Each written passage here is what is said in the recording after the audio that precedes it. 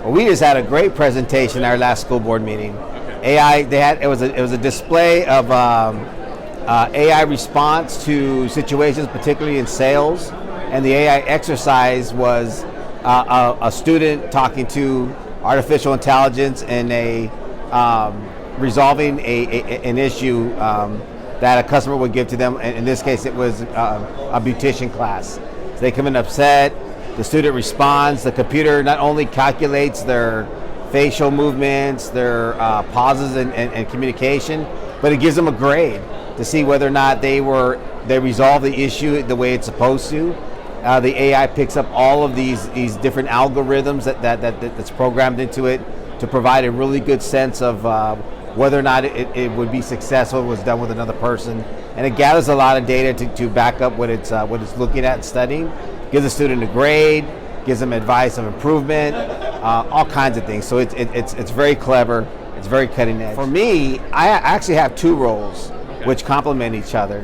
One is called business attraction. So I'm a school board member, but my day job is I work for the state, attracting businesses and helping businesses find talents for their pipeline.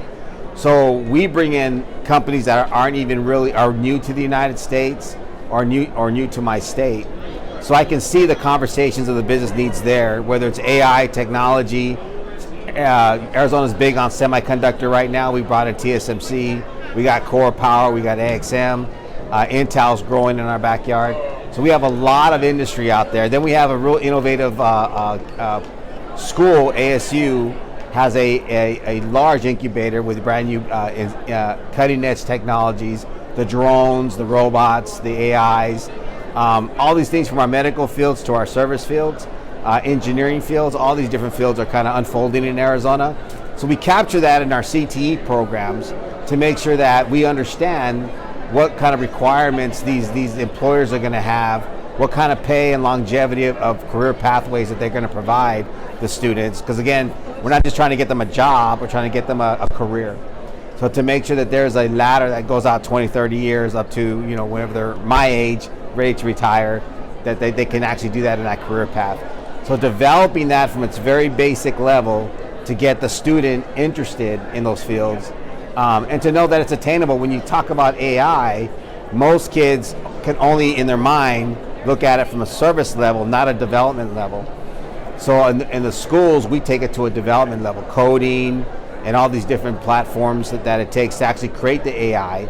That's where we want our students to be at, not just as a user, but also as a developer, and to be able to understand all that backdrop information and skill sets so that they can participate in those job career paths as well.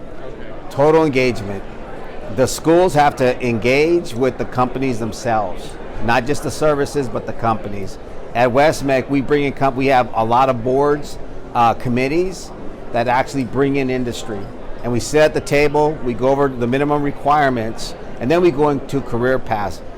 The career path is important because when we're talking to a kid or a student about if you get into this, these are the things you can grow with, including pay, how long is this job going to last. So all this information is laid out to be able to present to the student, but also so the student, with the credential that they get at the end, they can crosswalk that to a job opportunity.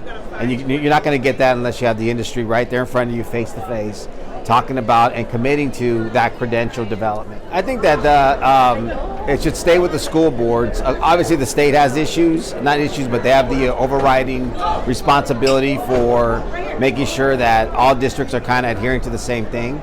So we have in Arizona, we got our Department of Education that runs the requirements for like PPP&I or personal information stuff.